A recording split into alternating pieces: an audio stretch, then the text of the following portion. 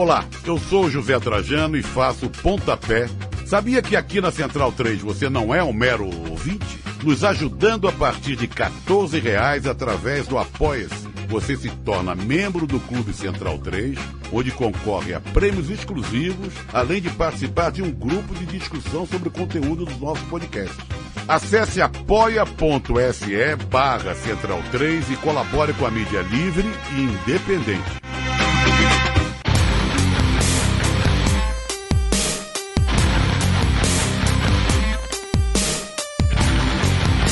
Começa agora o Xadrez Verbal. Bom crepúsculo, ouvintes da Central 3. Está começando mais uma edição do especial quinzenal do Xadrez Verbal sobre o coronavírus. Meu nome é Matias Pinto e, como sempre, estou ao lado deles, meus amigos e companheiros, a começar por ele, Felipe Nobre Figueiredo, o homem por trás do tabuleiro. Olá, meu caro Matias. Olá, querido Átila. Olá a todos os nossos ouvintes, todo mundo que nos ouve, nos prestigia, nos divulga, nos tolera, nos ama, nos deseja.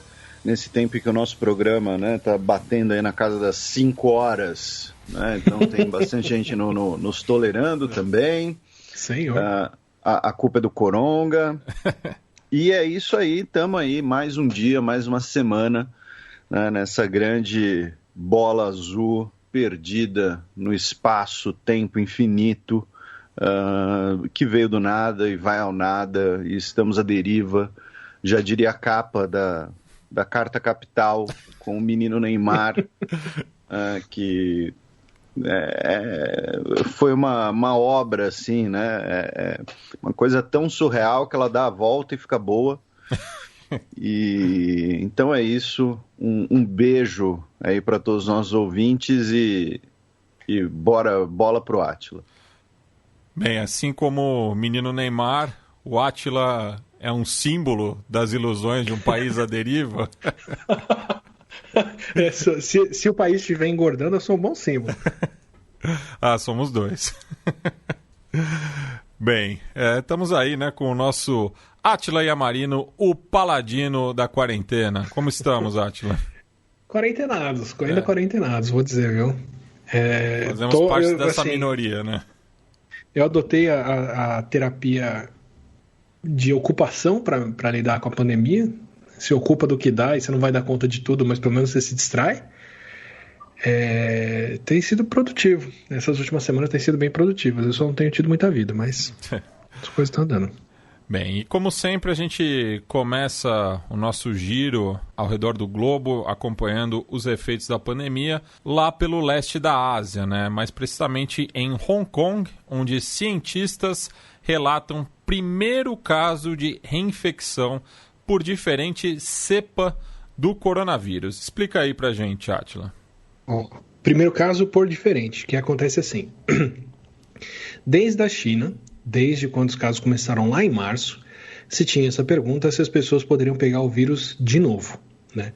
Em Wuhan, quando o pessoal acompanhava, eles tiveram alguns casos de pessoas que testaram positivo, se curaram, testaram negativo e voltaram a testar positivo.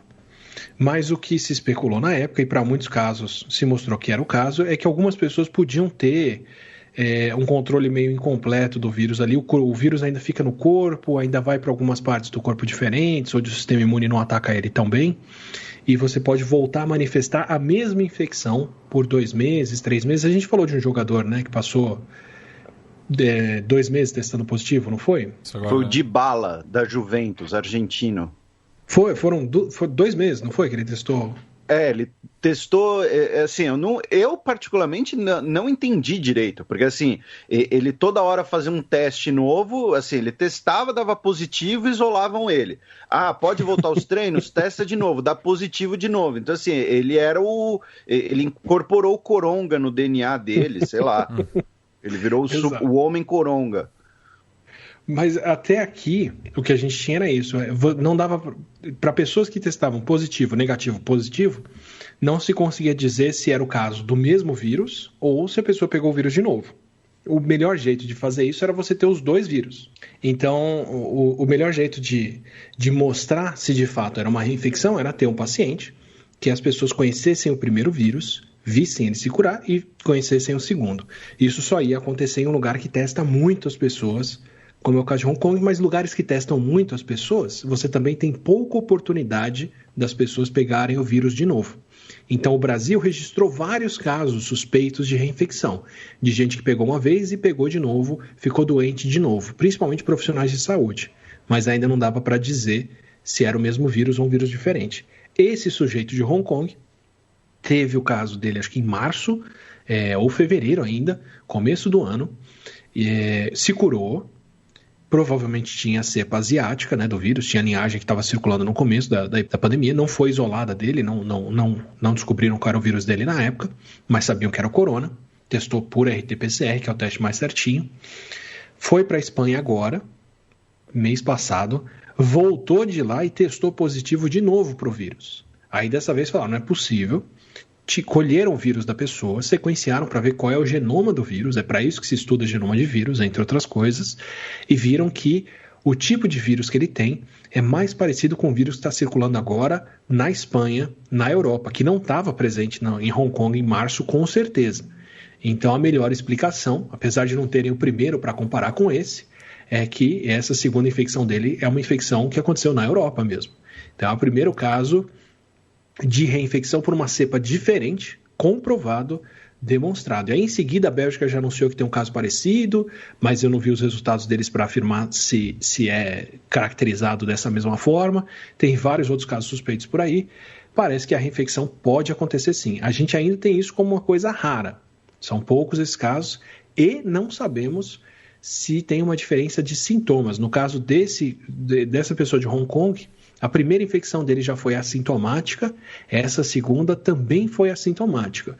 Então, não me informa muito se pode ter mais ou menos sintomas da segunda vez, se ele já de primeira não teve. Tem casos aqui no Brasil que o pessoal viu de sintomas piores no segundo teste, mas também não dá para saber se é a tendência. E não dá para saber se é uma particularidade da pessoa ou se o vírus pode fazer isso com todo mundo e ele só deu o azar de se expor 2 vezes.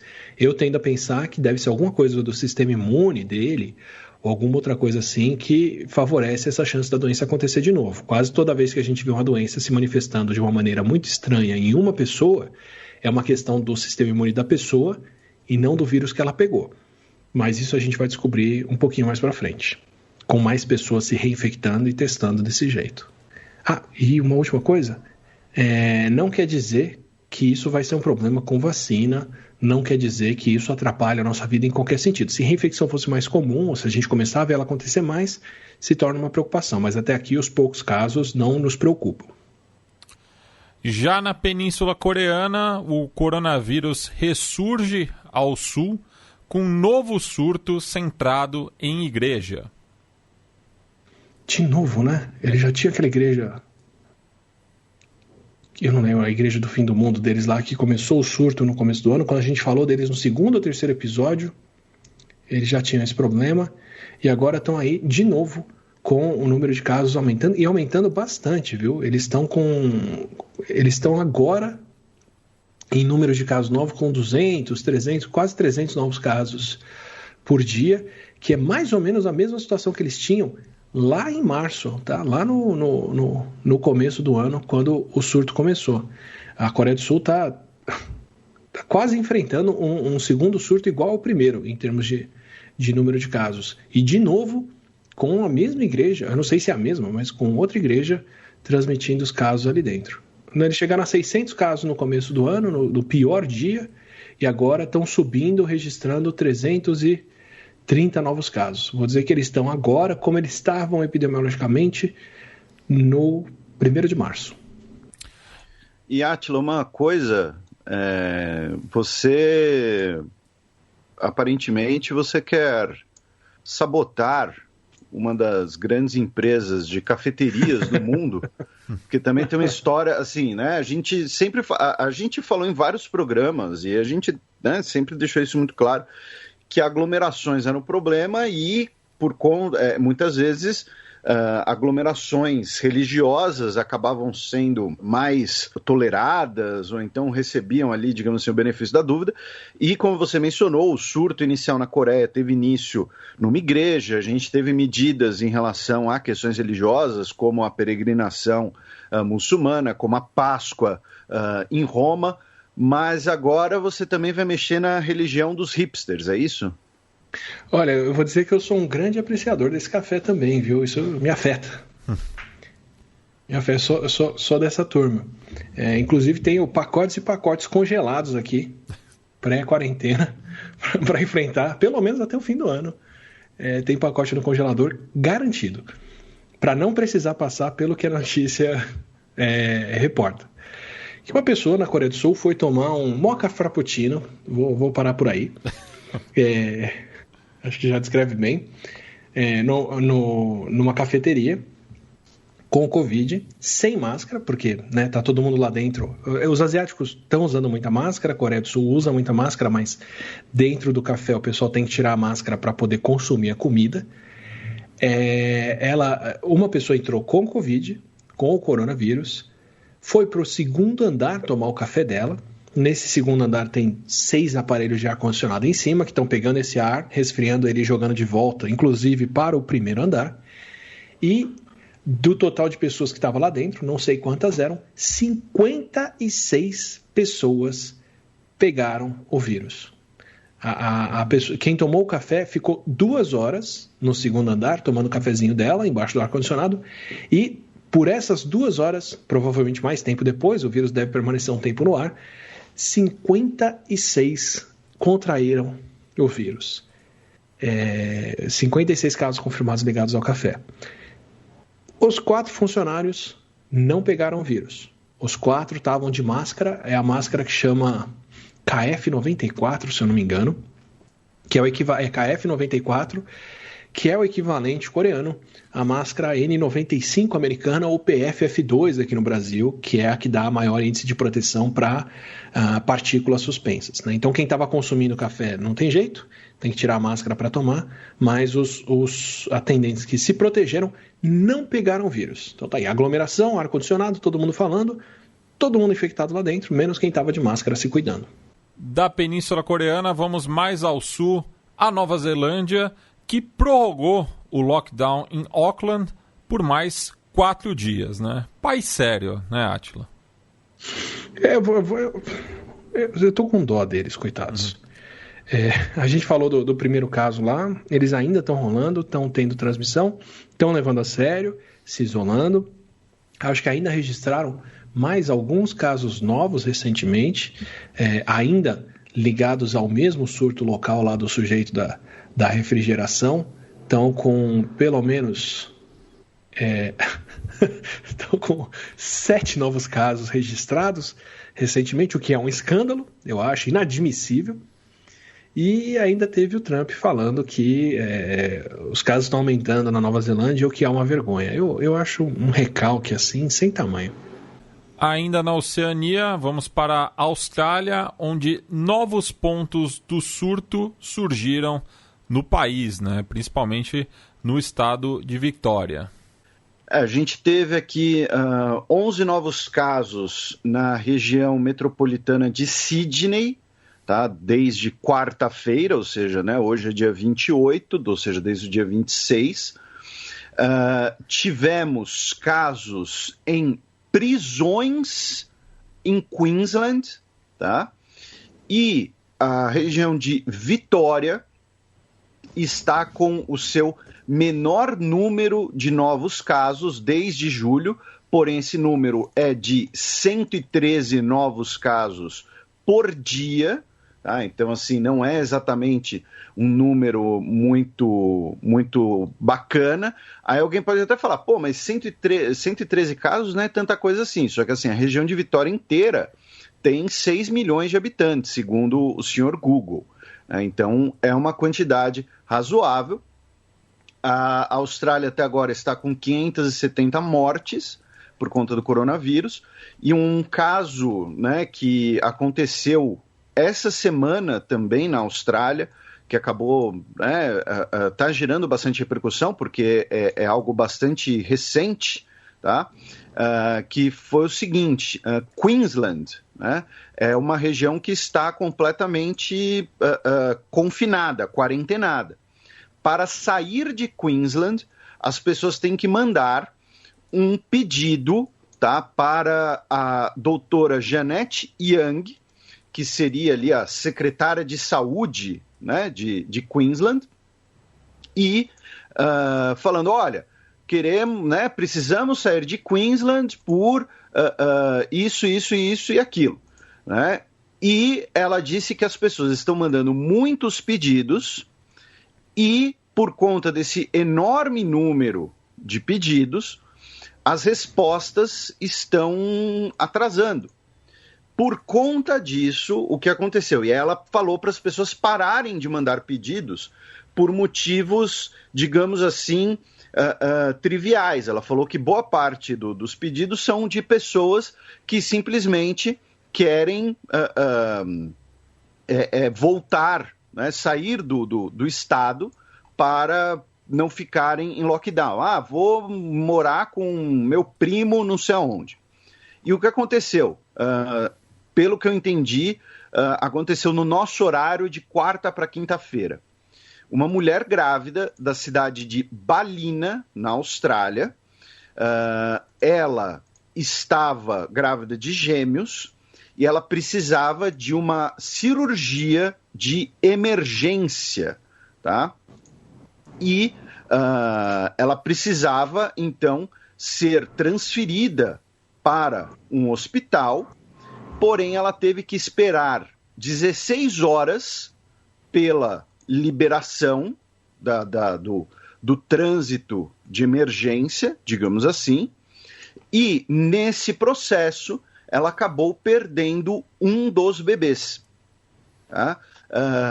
Para mim não ficou claro se a cirurgia era uma cesariana, era eventualmente alguma complicação do parto, se era alguma outra coisa, até porque a imprensa, por motivos óbvios, né, está preservando a identidade da família, não está falando exatamente tudo o que aconteceu e tal, e aí ela, infelizmente, acabou perdendo um dos bebês. Isso fez com que o primeiro-ministro, o Scott Morrison, tenha dito que o caso é terrivelmente aborrecedor, uma tristeza terrível, e pediu para mais compaixão dos estados que estão implementando hard borders, né? Ou seja, fronteiras rígidas. Né? Qualquer australiano, onde for que estiver, que precisar de atenção médica, deve ser possível que ele tenha acesso a isso, particularmente em uma emergência em qualquer hospital australiano de qualquer estado em que ele esteja. Então, assim, essa burocracia das fronteiras rígidas acabou gerando esse episódio em que a gestante perdeu um dos bebês gêmeos. Tá? Então, como eu disse, é uma notícia relativamente recente. Vocês ficam à vontade para procurar no Google mais detalhes, provavelmente quando o programa sair e tudo mais, talvez já tenha mais informações. Eu sei até que a minha explicação que ficou meio truncada, porque eu estava lendo direto do inglês, porém, acabou acontecendo esse episódio na Austrália, que certamente vai entrar, né, no debate sobre quarentena, sobre exageros da quarentena, enfim, coisas desse tipo. É aquela coisa, né? Ou você peca pela falta ou peca pelo exagero, é um balanço muito difícil de conter, né? A Austrália está tentando a todo custo não deixar o vírus circular por lá. Começaram a registrar casos, a gente falou Sydney, Brisbane, Melbourne recentemente, quer dizer, são várias pontas do país e de região bem populosa.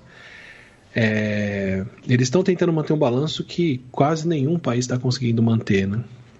Vão ter exageros, não estou dizendo que são justificáveis nem de longe, mas entra para discussão mesmo. Ainda na região oceânica, a gente trata um pouco, né, de 10 países que não tiveram nenhum caso de Covid-19 até o dia 26 de agosto, quando foi elaborada essa reportagem na Folha de São Paulo. E a maioria deles se encontra justamente na Oceania, né? A reportagem lá foi publicada em português na Folha, mas ela originalmente é da BBC, do jornalista Owen Amos, que, segundo o perfil do Twitter dele, ele mora em Singapura, né? Porém, ele, pelo que eu entendi, ele é dos Estados Unidos. E os 10 países sem casos de Covid-19 para os nossos ouvintes começarem a comprar as suas passagens, venderem seus imóveis e começar o processo de mudança. Eu aposto que não vão querer nenhum brasileiro, Felipe. Palau, inclusive, que foi, né, o último território do Conselho de Tutela da ONU, né, que foi a organização que herdou os mandatos lá da Liga das Nações, né, que foi administrado como mandato japonês, e aí depois da Segunda Guerra passou para a ONU, e em 94 que se tornou independente com soberania completa. Palau, Micronésia, Ilhas Marshall, Nauru, Kiribati, a gente sempre fala de Kiribati na época da Assembleia Geral da ONU, Ilhas Salomão, Tuvalu, Samoa, no caso, né, a República de Samoa, não a Samoa americana, Vanuatu, a gloriosa República, e Tonga, a terra do besuntadão. Então, assim, os nossos ouvintes têm um certo leque de opções aqui, pô. Eu diria que, assim, não, Ilhas Marshall é muito lá no meio do nada, é muito perdido. Mas, pô, você tem Tonga, você tem Samoa, você tem Vanuatu, são lugares, pô, legais e tal. O problema de Vanuatu é que não tem Covid, mas o país está desaparecendo também, né? Todos esses estão sumindo, né? Mas, assim, eu moraria um ano em algum desses países. Pelo menos um aninho eu moraria. O problema é chegar lá, né? Era um bom ano para tentar, viu? Bem, e o Átila colocou aqui também uma notícia em relação ao hemisfério sul, né? Afinal, estamos no inverno na região, período que tem muitos casos de gripe. Só que justamente esse ano, por conta, né, da pandemia e do isolamento social, tivemos aí um registro de queda nos casos de gripe no inverno austral. Registro inédito, ainda não está quantificado, a gente vai ter que passar pelo surto, né? Mas esse ano nem todo mundo está se vacinando para a vacina da gripe, a demanda até foi alta em alguns lugares, aqui no Brasil, por exemplo, mas mesmo assim as pessoas estão relutando, estão com preocupação em sair, né, e tomar isso, mas pelo distanciamento social que a Covid impôs, por estar todo mundo de máscara, lavando as mãos, se higienizando, vírus respiratórios como um todo estão sumidos esse ano. Eu sei que eu não fiquei resfriado até agora, até tive uma rinite ou duas aqui por tirar a roupa suja do armário ou guardada há muito tempo e usar direto quando esfriou rápido aqui, mas não tive nenhum resfriadinho, nenhuma garganta zoada e acho que está todo mundo seguindo nessa linha. Então esse ano deve ser um ponto bem fora da curva em relação a todos os outros anos, onde os vírus respiratórios como um todo estão tendo muita dificuldade de circular. Bem, agora passamos para a Índia, que estabeleceu um novo recorde nacional de novos casos. Era algo que a gente já estava esperando, né, Átila? Não surpreende, né? A Índia, a gente já falou várias vezes, vai ter muita dificuldade de controlar a situação. Eu, francamente, não sei dizer para vocês se o controle está sendo bem feito ou mal feito. Com certeza tem muita heterogeneidade, né? Tem muita desigualdade de regiões que vão estar combatendo melhor e outras pior, mas eles têm muita gente para se infectar, são mais de 1 bilhão de indianos. Então a Índia e China, né, numericamente, são os dois países que tinham mais condições de registrar novos casos diários. A China decidiu não ter Covid e fechou absurdamente, A Índia tentou fazer isso, mas não conseguiu seguir por esse mesmo caminho. E agora a Índia tem sido o único país a registrar mais de 60 mil casos por dia, por vários dias seguidos, inclusive. Estados Unidos chegou a registrar, num dia absurdo, em julho, 22 de julho, os Estados Unidos chegou a registrar 67 mil casos. Eu estou usando a média de 7 dias aqui, então talvez o pico seja até um pouco maior do que isso, mas a Índia já está com 68, 67 mil casos novos e subindo. A reta dela é um absurdo, não vai parar tão cedo e certamente não está testando tanto quanto o Brasil, quanto os Estados Unidos, que fez 70 milhões de testes já de Covid, mas já está dando um jeito de desacelerar isso. Então a Índia ainda vai longe com isso ainda vai registrar muitos casos por lá, sim. É uma subida absurda. E uma outra notícia em relação à Índia é que uma notícia até curiosa, né, que é o seguinte: existem, né, as ilhas de Andamã, que são ali ao sul de Mianmar, que são divididas entre Índia e Mianmar.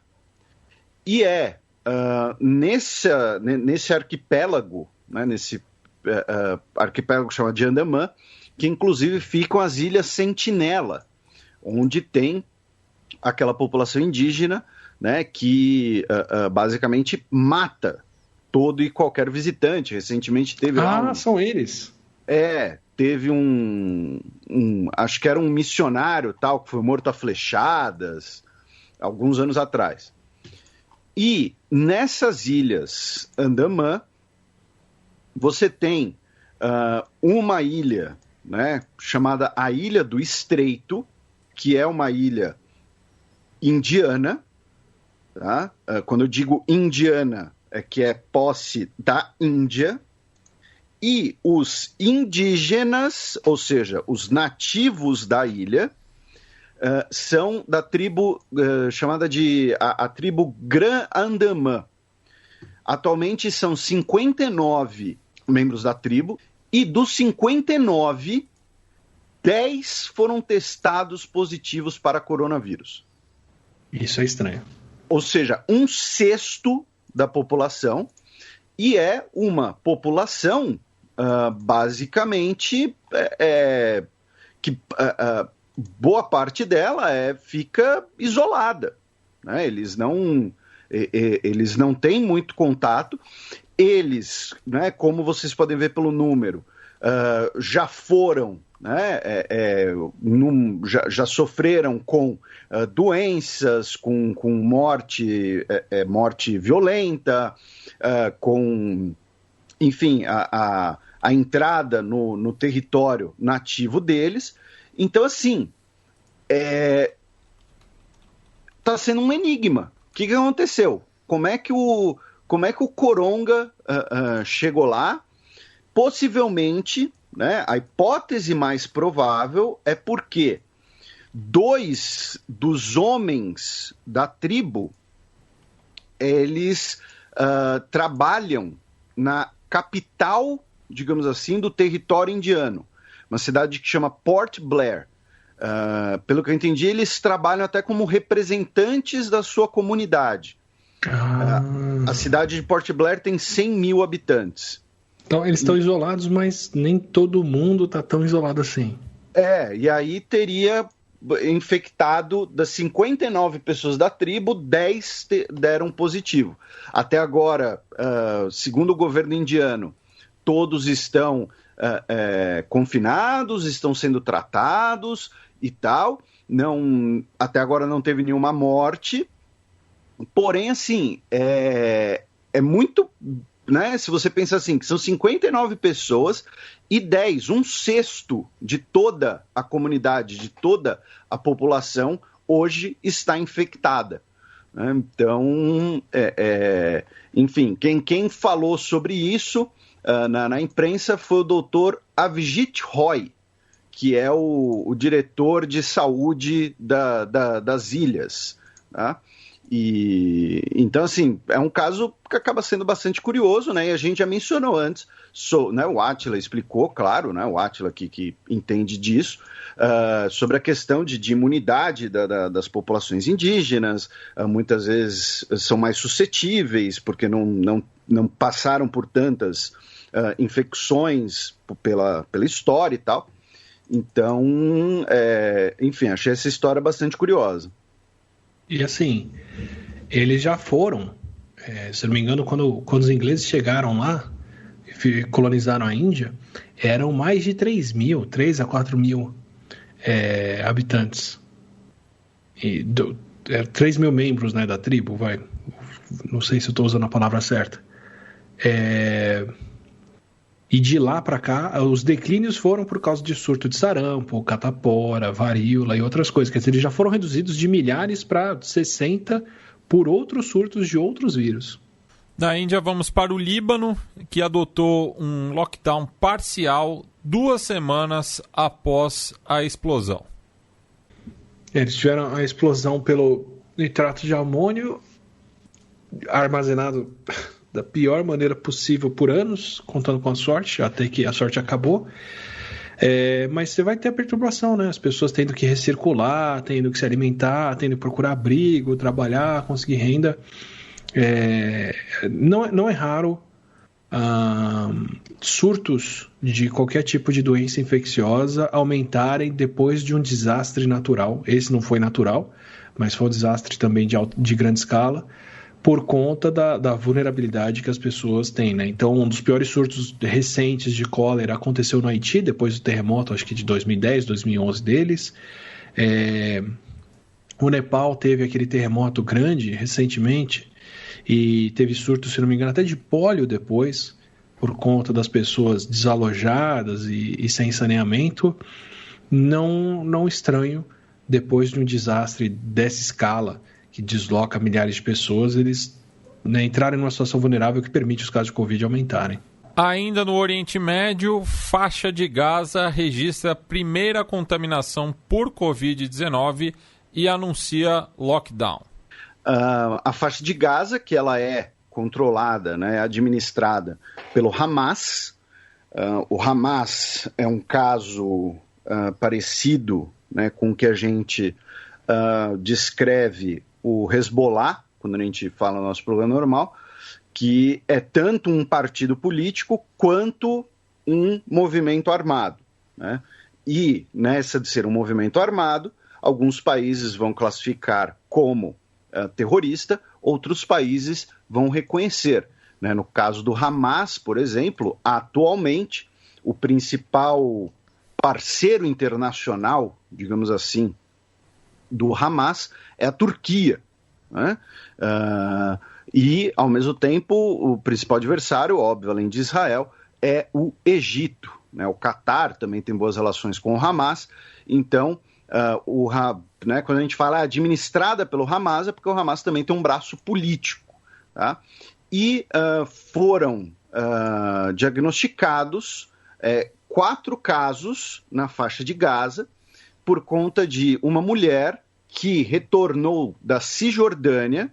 Ela estava positiva para a Covid e, na volta, outros 4 integrantes da família dela também deram positivo, tá, para a Covid. E foram os primeiros casos na faixa de Gaza, fora das regiões fronteiriças que ficam em quarentena. Tá?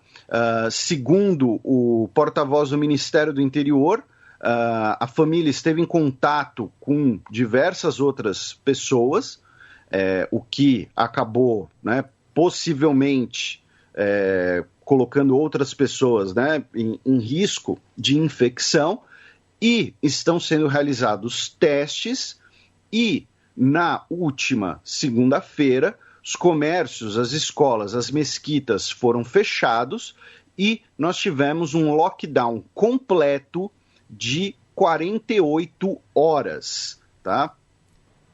Ao mesmo tempo, a gente também tem que lembrar que a faixa de Gaza passa por um bloqueio, né, tanto de Israel quanto do Egito.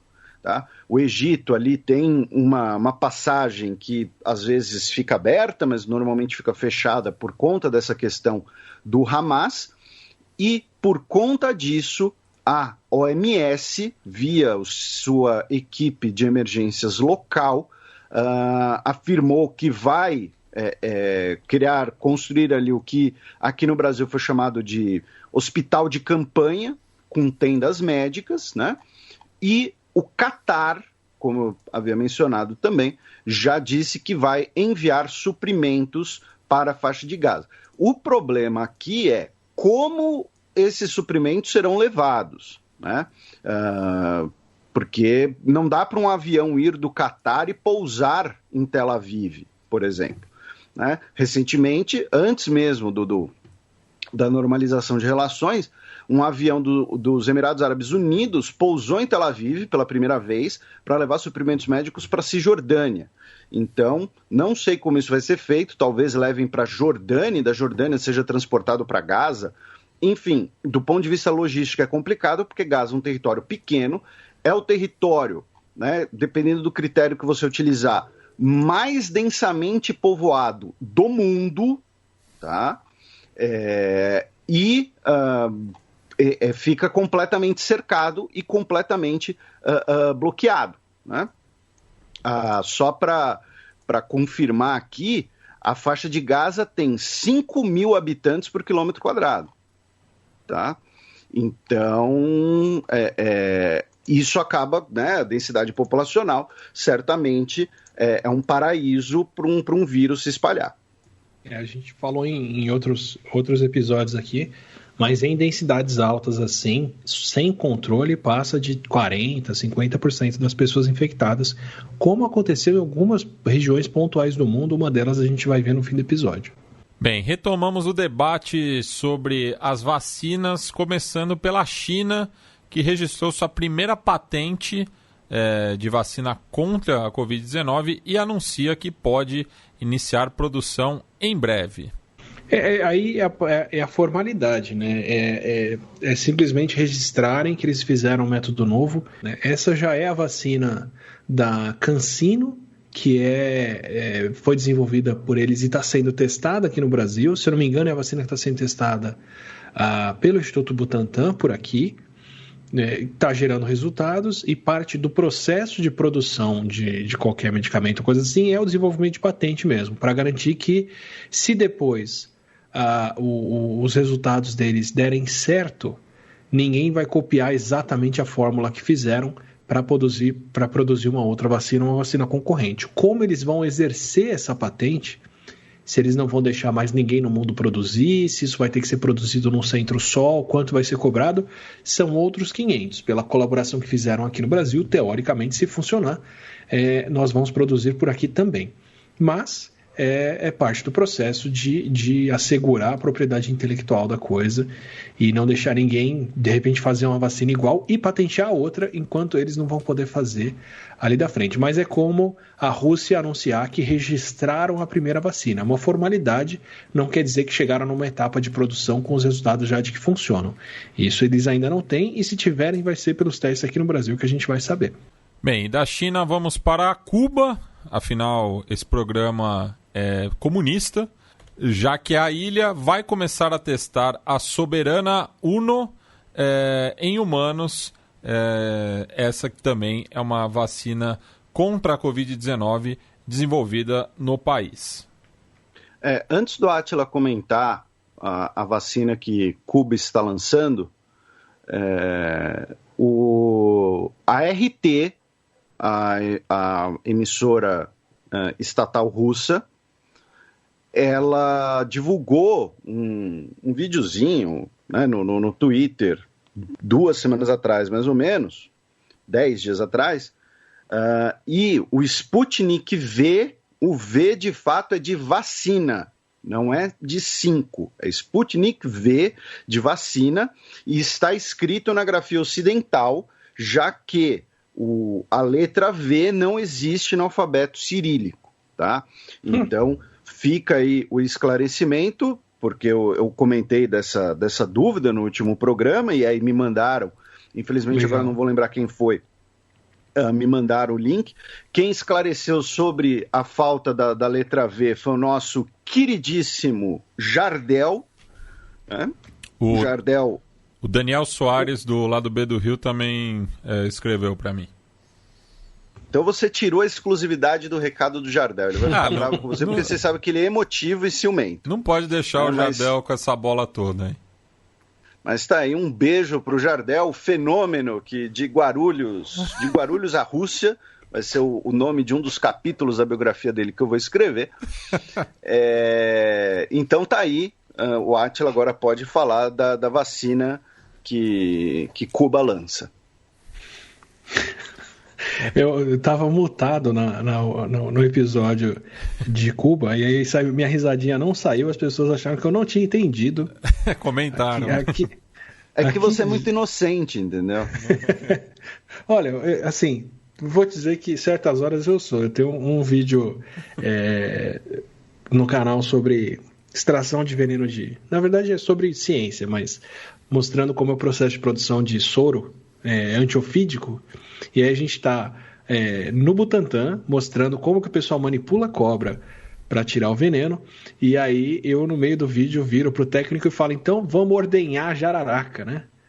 E ficou todo mundo rindo. Eu não entendi nada. Não, parece sketch do Zorra total, velho. Mas é o termo técnico.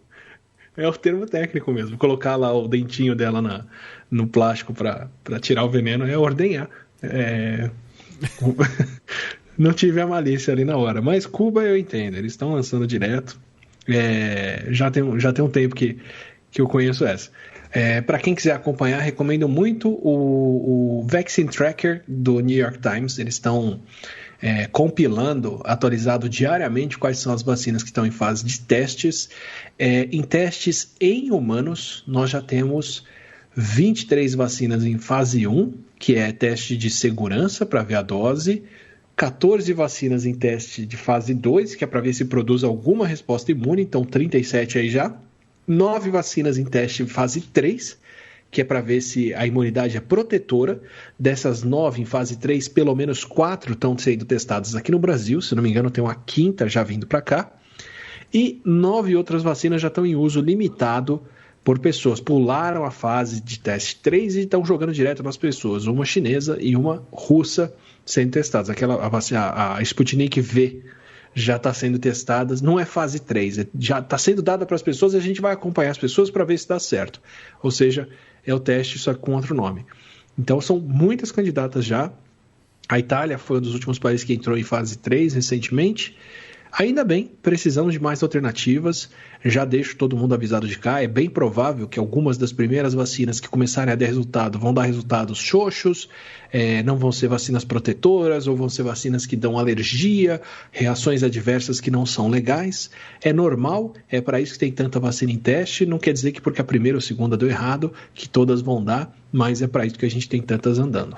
Bem, e agora uma outra notícia global, né? Já que de acordo com os médicos Alessio Fasano e Lael Yonker, do Hospital Geral de Massachusetts, as crianças com coronavírus têm maior carga viral do que os adultos.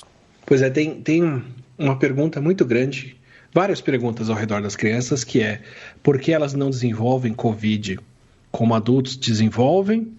Porque elas não têm tantas complicações, e se elas são, apesar de não terem tantas complicações, apesar de não manifestarem tantos sintomas, se elas são capazes de transmitir o vírus.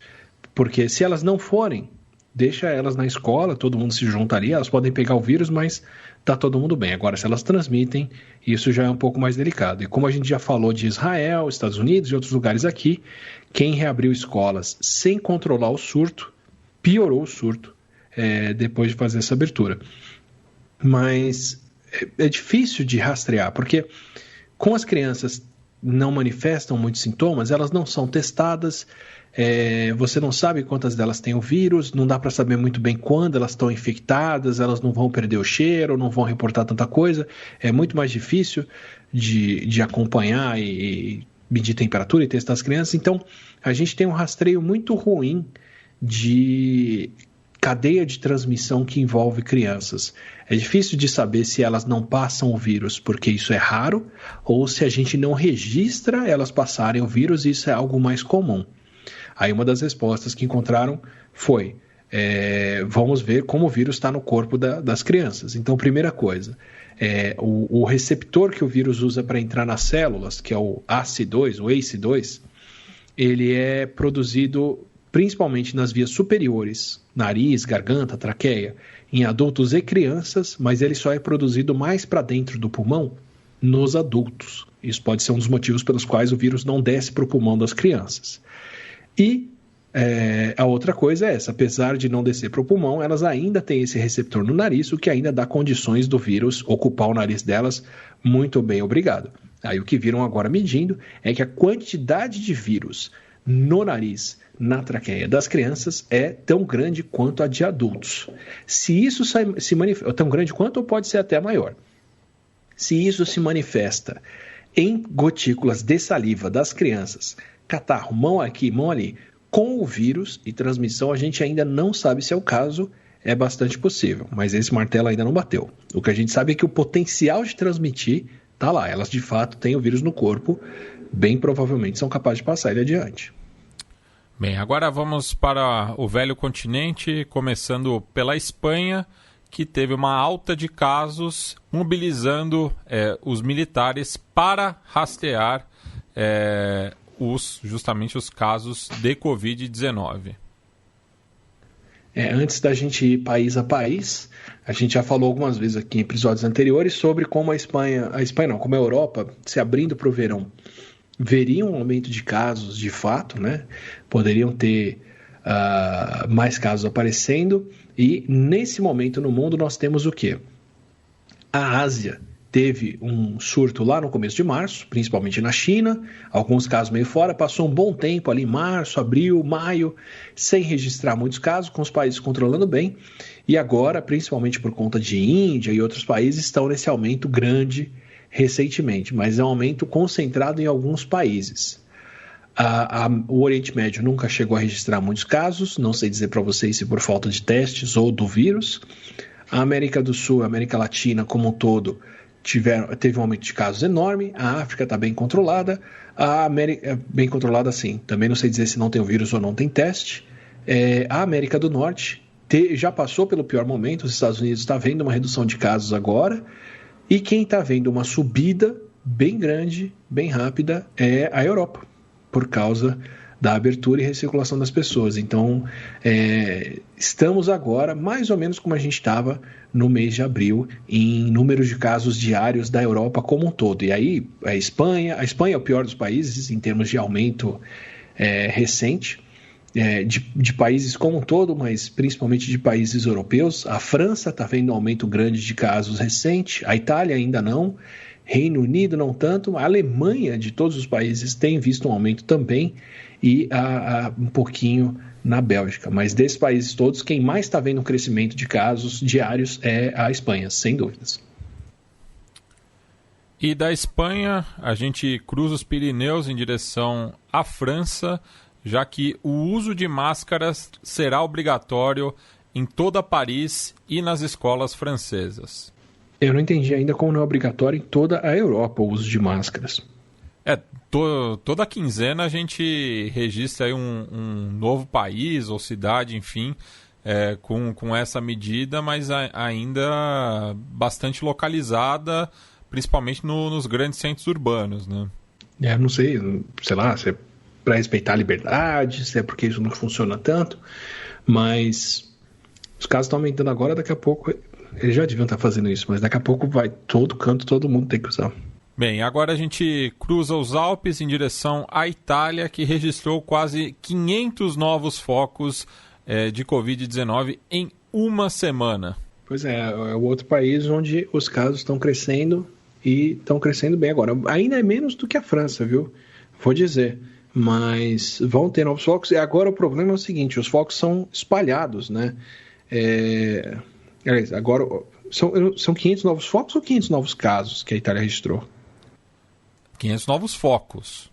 Focos, quer dizer, são mais casos ainda dentro disso. No começo do ano, o grande problema que a Itália teve foi em uma região, na Lombardia. Se os casos estão distribuindo agora, esse problema vai ser mais difícil de controlar e de mais longo prazo depois do que eles já passaram. Não necessariamente tão agudo, tão sério de uma vez, quanto foi todo mundo ser internado logo no começo do ano, mas, enfim. E uma coisa que a gente também comentou em programas anteriores, não sei se o Átila tem algum complemento, alguma observação, que a idade média dessas novas infecções é bem menor, é de 29 anos de idade, porque é a população que está circulando mais, tanto dentro do país, quanto pessoas que viajaram pela Europa, pessoas aí que foram, né, passar o verão em outros lugares, inclusive, né, a história de que o Átila já explicou uma vez, né, também teria a questão de turistas trazendo os focos, possivelmente também turistas ingleses. Então, bons tempos em que o que os ingleses levavam para os outros lugares do mundo era o futebol. Hoje em dia eles levam coronga. Já foi ópio também, né? Sim, já foi pior, eu diria. Mas no caso da Europa, sim, e isso é bem nítido, viu? Saiu um estudo bem legal essa semana sobre a fatalidade da Covid por idade e por país, e é muito discrepante. Assim, os países da América Latina, o mundo como um todo tem a média esperada de mortes em idosos.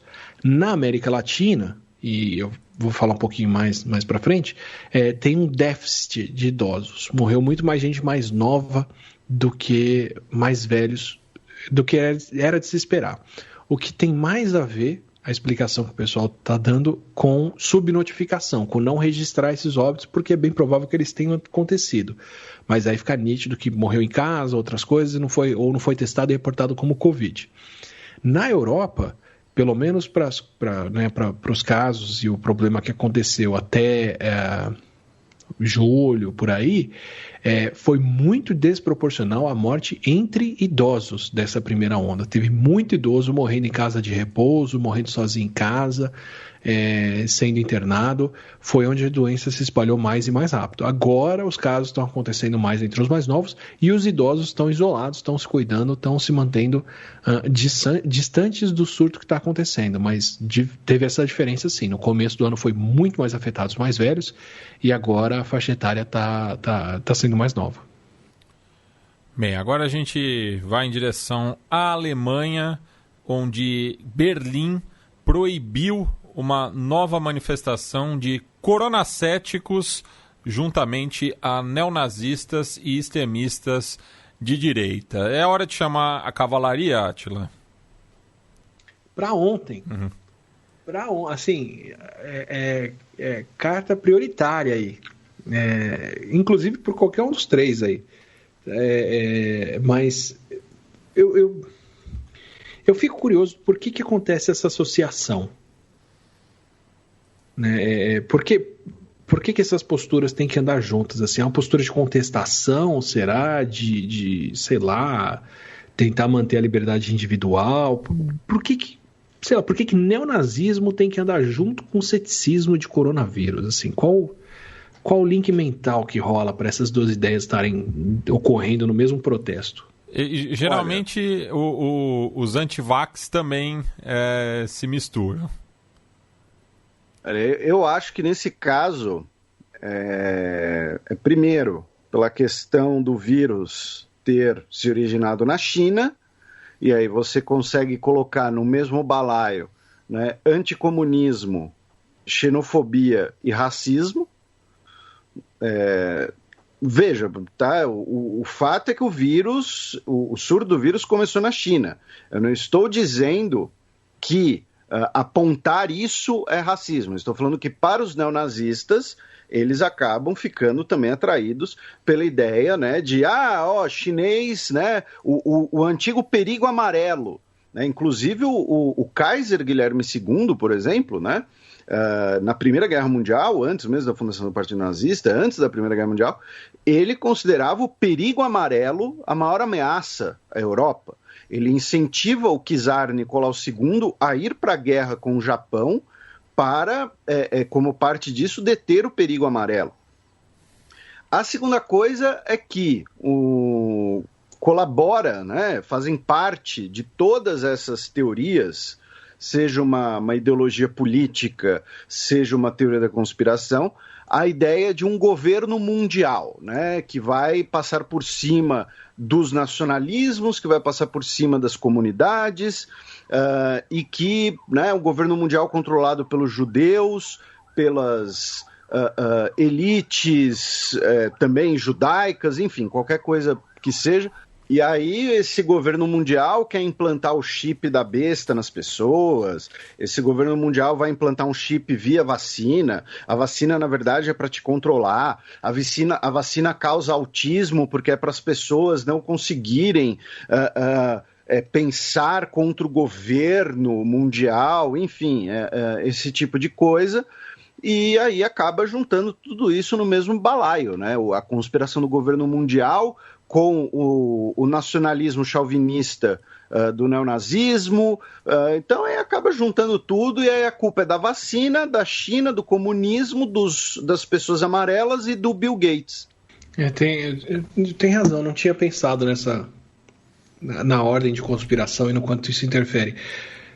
Pelo menos, felizmente, isso torna o trabalho da cavalaria mais fácil, porque não tem muito receio de você estar entrando num protesto desse e estar acertando as pessoas erradas. Quem acertar ali é lucro. Tá todo mundo no erro. Tá todo mundo no erro. Bem, agora a gente atravessa o Mar do Norte em direção ao Reino Unido, onde o número de novos casos diários é o maior desde junho. Outro país que está vendo surto também. Assim, o Reino Unido ainda tem uma situação pior do que os outros países, porque o aumento lá não foi repentino.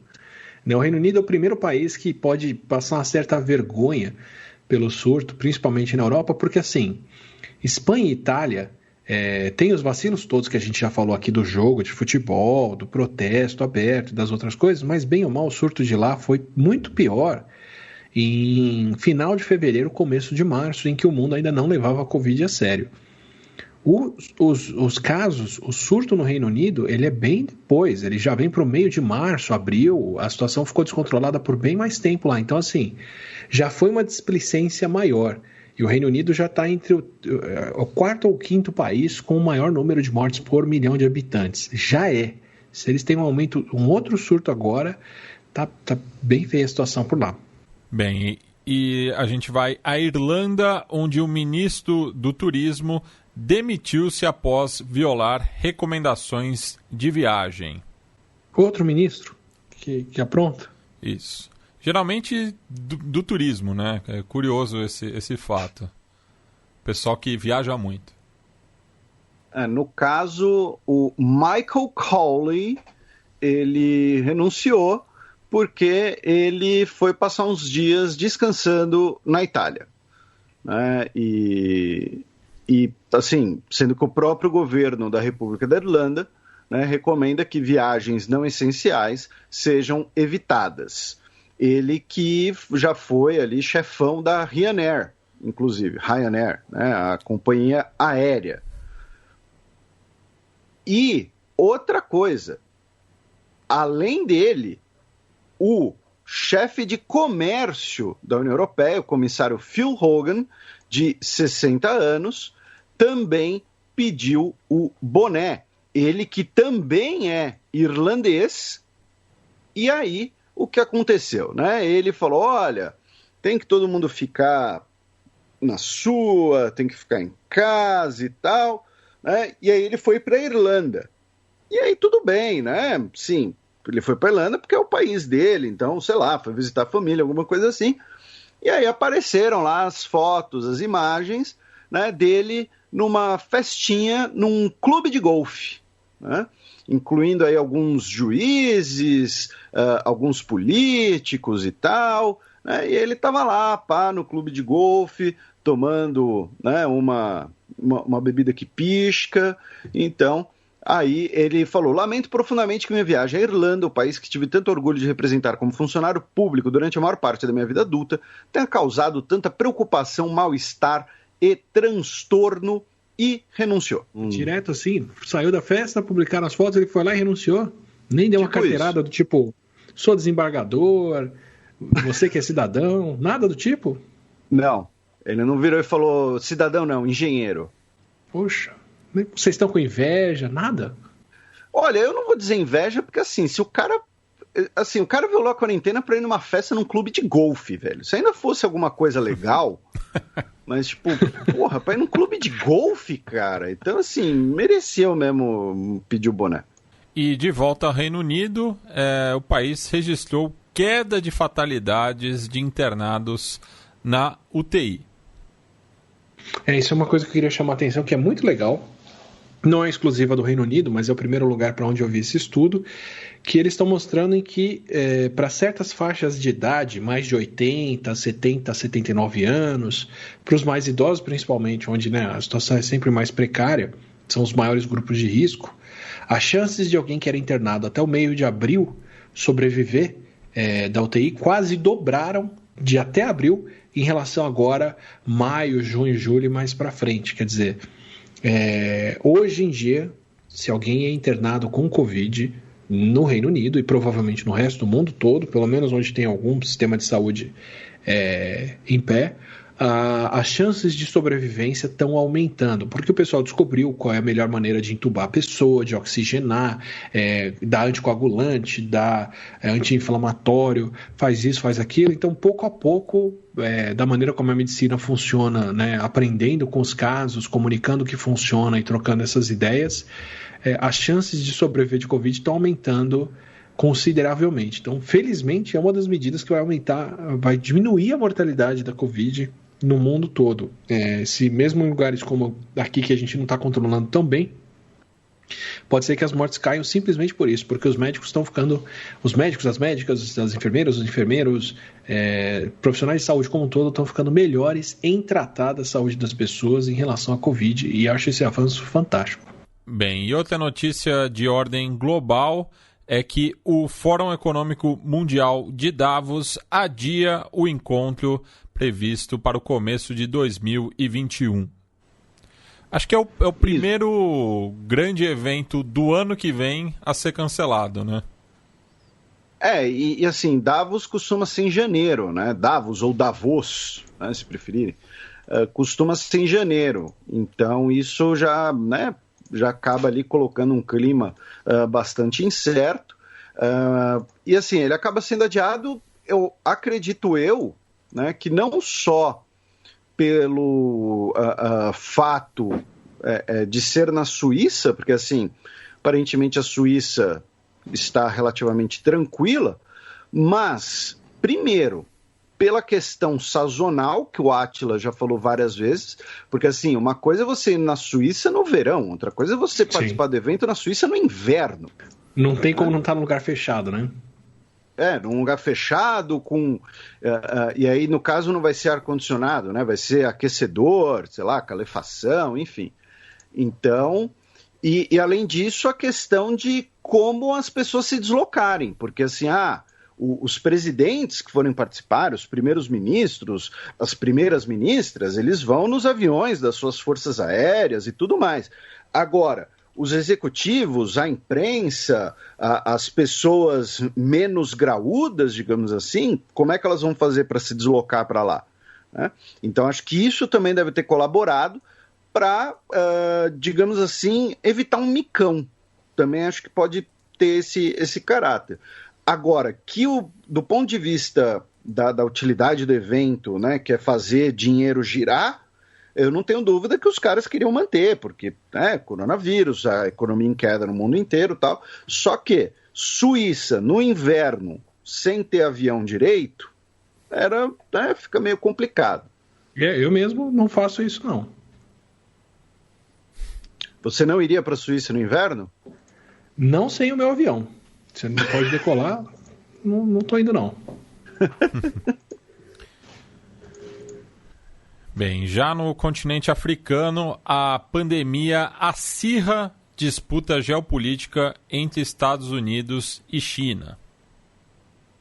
Essa é uma matéria da Folha de São Paulo, fica aqui apenas a referência de leitura, até porque é algo que a gente tem comentado aqui, mas que é basicamente um levantamento de investimentos chineses no continente africano nesse contexto da pandemia, incluindo aí a construção da sede do Centro de Controle de Doenças da União Africana, que vai ser em Addis Abeba, né, capital da Etiópia, onde fica a sede da União Africana. A gente explica isso lá no Fronteiras, né, sobre o continente africano, sobre a descolonização africana. Para os ouvintes que eventualmente, né, só acompanham o nosso programa com o Átila, a gente tem um programa, eu digo eu e o Matias, temos um programa chamado Fronteiras Invisíveis do Futebol, que é um programa de história, que a gente usa o esporte ali como um tempero, um fio condutor. E nesse caso a gente tem um episódio sobre a descolonização africana, né? E a gente aproveita para falar disso a Copa Africana de Nações. E a sede da União Africana fica na Etiópia, porque a Etiópia é o único país da África que nunca foi colonizado, né? A Etiópia foi ocupada brevemente pela Itália durante a Segunda Guerra Mundial. O outro é a Libéria, mas a Libéria, de certo, né, era um protetorado dos Estados Unidos. Então, por isso que a sede fica na Etiópia, e o custo do edifício será de 80 milhões de dólares bancados pela China.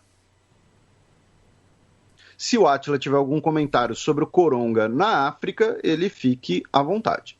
O Átila está desinformado sobre a situação africana, além da situação de que os casos ainda continuam abaixo do esperado para o momento.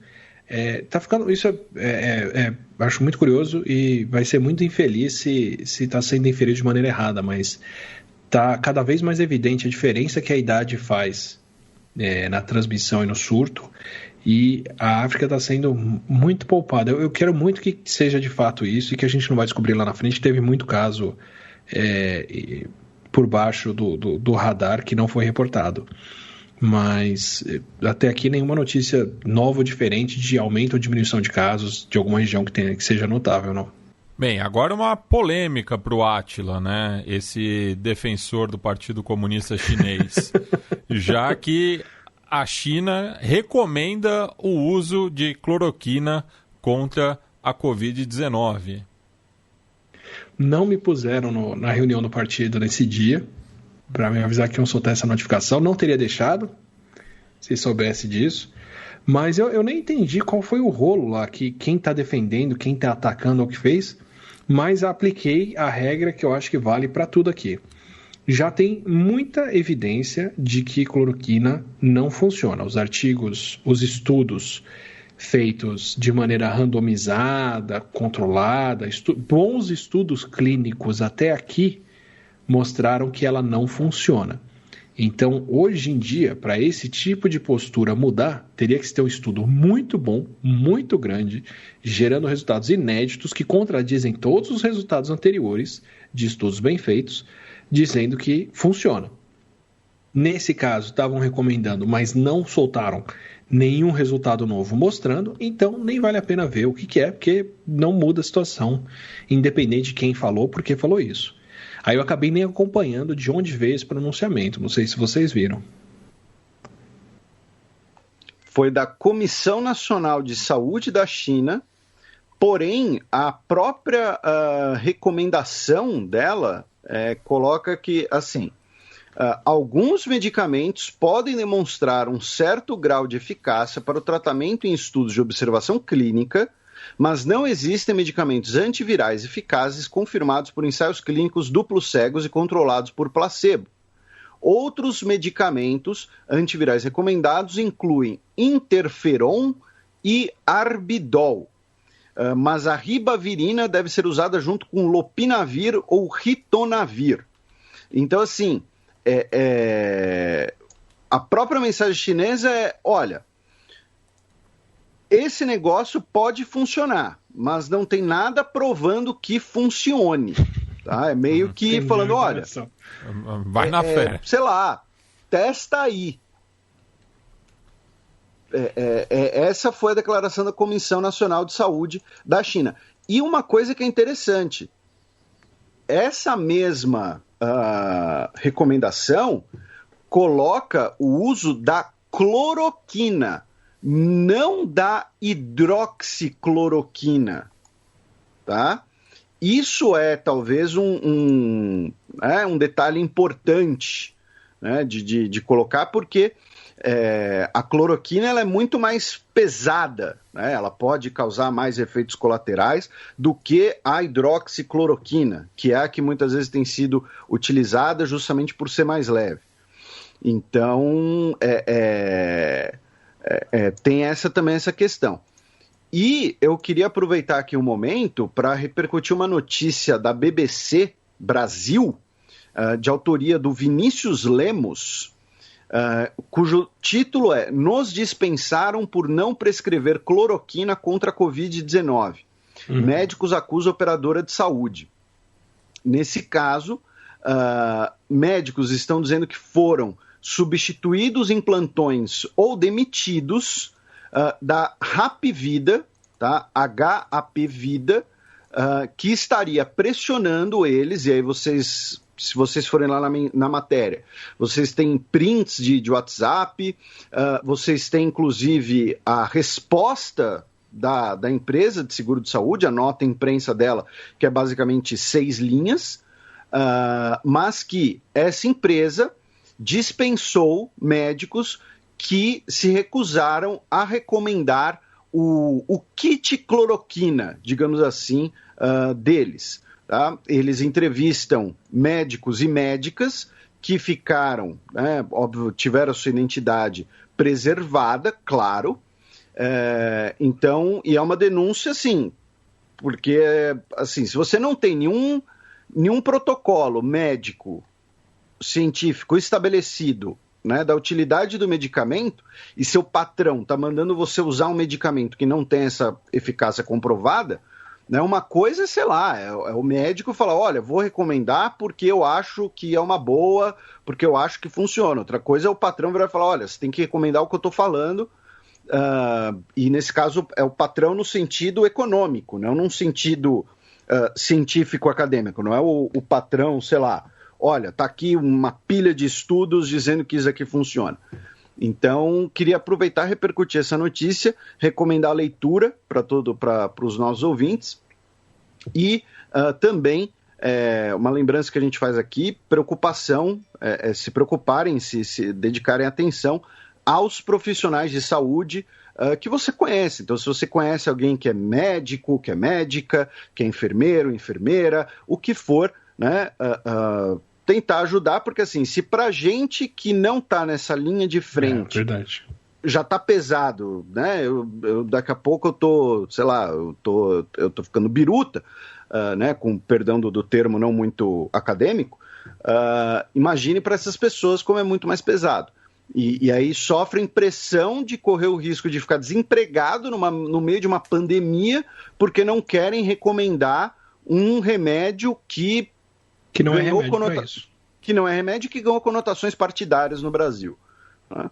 Então, mas está aí. Então, assim, a questão da China com a cloroquina é meio que, olha, tem remédios de ação antiviral, pode usar, mas não tem nada dizendo que vai funcionar. Tá.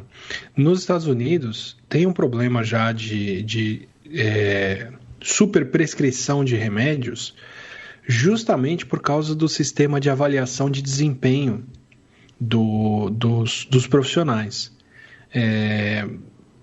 Dentro do sistema particular, principalmente dentro da maneira que eles são promovidos e pagos lá, o grau de satisfação dos atendidos é levado muito em conta. Então, um dos critérios de avaliação de um bom profissional é a nota que os pacientes dão para o médico ou para a médica, o que não é um problema em si, mas cria algumas dinâmicas meio complicadas de prescrição de medicamento, porque assim, a pessoa chega com virose no consultório, virose é o termo genérico para qualquer vírus, não tem o que prescrever para ela que vai funcionar. Você pode até passar alguma coisa para febre, para dor no corpo, algo assim, mas não existe medicamento para o vírus. Tem muita condição de saúde que a gente não tem terapia hoje em dia que funcione. E o que acontece nos Estados Unidos é que, pelo sim ou pelo não, as pessoas se veem obrigadas a prescrever alguma coisa para o paciente, porque senão o paciente vai sair de lá e vai dar uma nota baixa porque foi atendido e não está com problema e não estão dando um remédio que resolve o problema. Então, os Estados Unidos é um dos lugares, por exemplo, que mais receitava antibiótico, justamente por causa desse tipo de avaliação. E ainda é um dos países que mais receita qualquer coisa para qualquer coisa, assim, por conta desses problemas. É muito difícil você deixar na mão do paciente esse tipo de escolha, porque o paciente vai aceitar e vai se iludir, aí, muitas aspas, com terapias que não necessariamente são terapias. E aí, com a Covid, com o problema acontecendo, o país não resolve a situação, não controla o vírus, sobra no colo dos médicos, dos profissionais, agir e parecer que estão fazendo alguma coisa, prescrevendo alguma coisa para quem está vindo ser atendido, né? É onde as pessoas vão depositar alguma esperança. E aí tenho certeza que tem peso disso para esse tipo de recomendação que a China fez e outros lugares fazem, do tipo, a pessoa vai sair chateada, ela quer tomar alguma coisa, na falta de mostrar que isso faz mal, mesmo que não faça bem, prescreve aí, deixa a pessoa sair feliz tomando alguma coisa, pelo menos ela sente que está protegida, né? É complicado ter que tratar a cabeça de quem está preocupado além do corpo, né? Bem, já que os Estados Unidos foram citados, a gente agora cruza o Atlântico em direção à América do Norte e começando por Nova York, onde a prefeitura autorizou escolas a darem aulas ao ar livre. Todo mundo testando alguma alternativa para poder deixar as crianças conviverem, voltarem até alguma aula, para liberar os pais e para elas terem o convívio social que é tão importante, né? Nova York ainda está tomando cuidados porque eles foram muito atingidos no começo do surto e estão vacinados. Mas tem muito estado lá retomando aula com surtos e casos de transmissão entre alunos e professores por causa disso. E só na Flórida, que talvez hoje seja o principal foco, né, da pandemia nos Estados Unidos, após 15 dias da retomada das aulas, já surgiram 9 mil novos casos. Exatamente. E é o estado que está mais registrando complicações entre crianças também. O que é uma coisa raríssima, mas quando está todo mundo com o vírus, isso começa a acontecer. Então, eles já tiveram alguns óbitos, inclusive, entre crianças por complicação da Covid. Bem, e os Estados Unidos agora mudaram a orientação e consideram desnecessário testar os assintomáticos. Vocês viram como foi essa mudança? Que legal. Desenrola. Eles têm alguns pronunciamentos do presidente falando que tinha que diminuir os testes, né, porque muita gente está testando positivo. De fato, os Estados Unidos é o país que de longe mais fez testes em volume no total. E depois de muita pressão, essa semana o CDC anunciou novos guidelines, novos parâmetros de recomendação para testes, dizendo que se você teve contato com alguém com o vírus, mas não tem sintomas, você não precisa ser testado.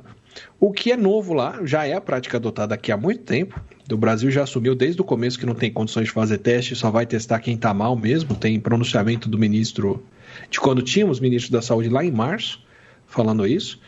Mas os Estados Unidos estavam seguindo outra linha de testar todo mundo, inclusive ao redor de quem teve contato. Aí essa semana mudaram esse parâmetro e os jornais, os lugares saíram perguntando por que a coisa tinha mudado. Aí foram perguntar para o Anthony Fauci, que é o paladino da Covid de lá, e ele falou, olha, quando decidiram isso eu estava em cirurgia, anestesiado, não me incluíram nessa decisão, não apoio isso.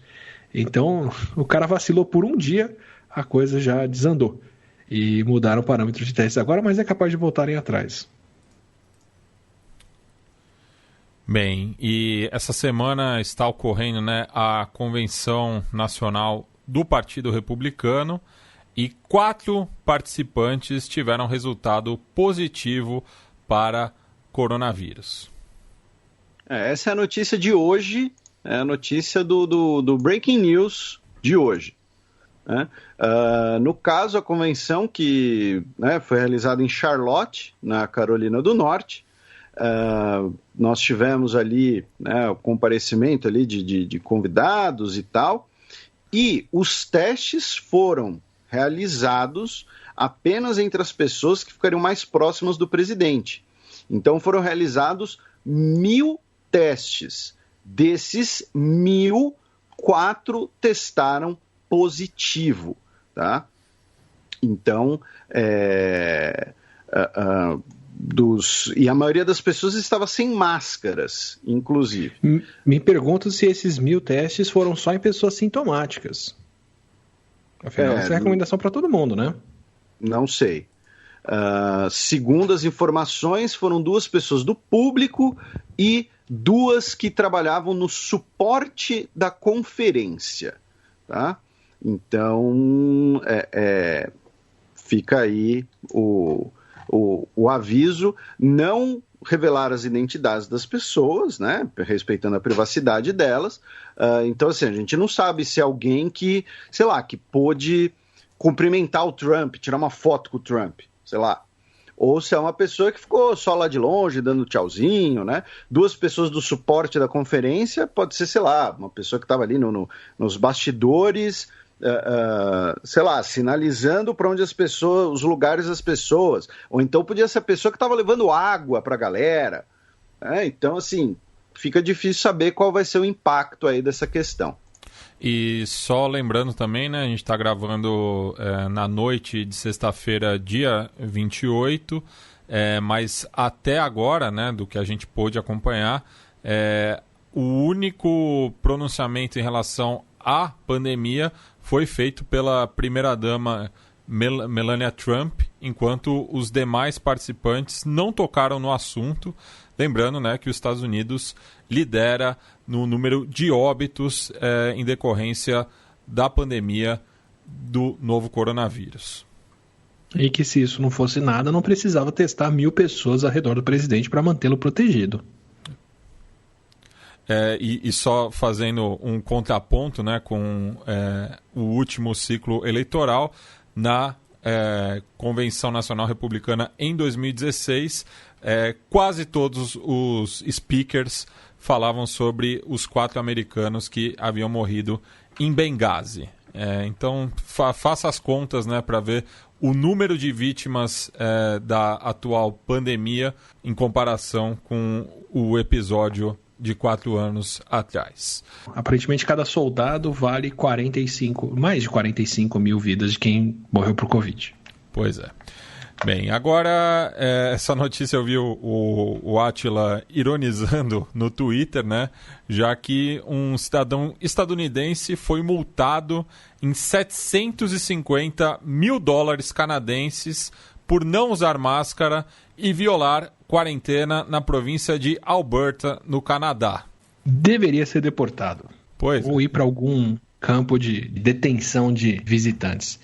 A gente falou já do loophole, né, da manha que o pessoal está usando de ficar no Canadá dizendo que está cruzando em direção ao Alasca, ou vindo do Alasca. Esse cidadão do Kentucky foi um deles, que falou que estava voltando do Alasca e resolveu ficar no Canadá. Já tinha sido multado um dia antes ou alguns dias antes por não usar máscara, já se negava a usar máscara e foi pego aí frequentando regiões turísticas no meio da montanha, com quarentena, com as pessoas proibidas de circularem. Quer dizer, o sujeito não só não achou que não precisava usar máscara, como achou que não precisava obedecer às ordens de quarentena e distanciamento. Multa devidamente aplicada, devia se sentir feliz por não ter encontrado a cavalaria.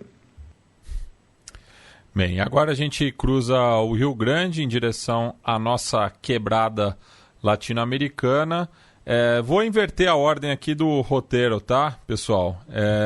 Já que a Peru última vai ser notícia... o estudo de caso, né? Pois é, a última notícia tem a ver com o Peru, Beleza. que é sim, por favor. o estudo de caso dessa quinzena. Então vamos para a Argentina, que bateu o recorde diário de novos casos e mortes por Covid-19. A gente comentou no último programa dos países da América Latina que estavam com os casos aumentando.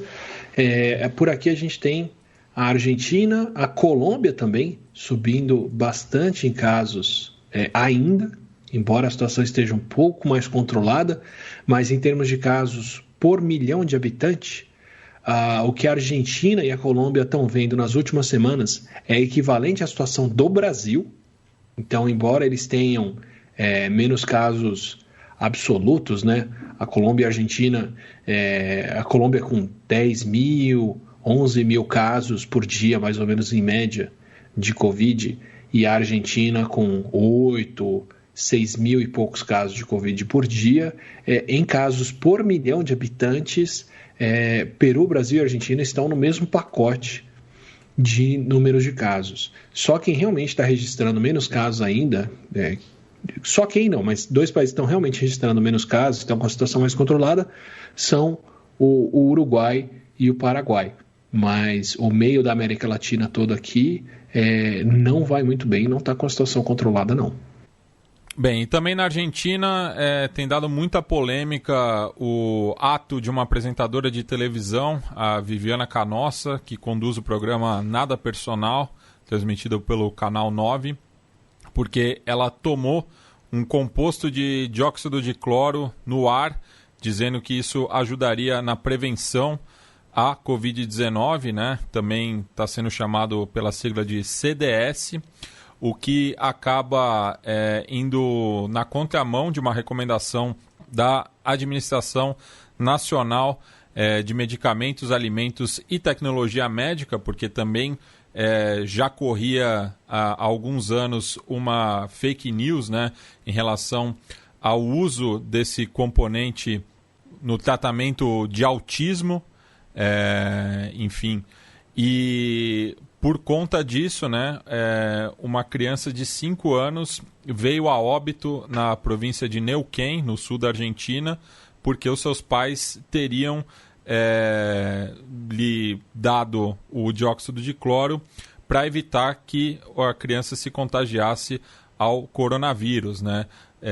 Atualmente, essa apresentadora ela está sendo imputada uma causa penal que está tramitando na Fiscalia Penal Contravencional de Faltas número 6 da cidade de Buenos Aires, baixo o artigo 208, que é do exercício ilegal da medicina. Mas ela contra-atacou outros colegas que criticaram o ato dela, dizendo que ela tinha liberdade para fazê-lo, né, como cidadã.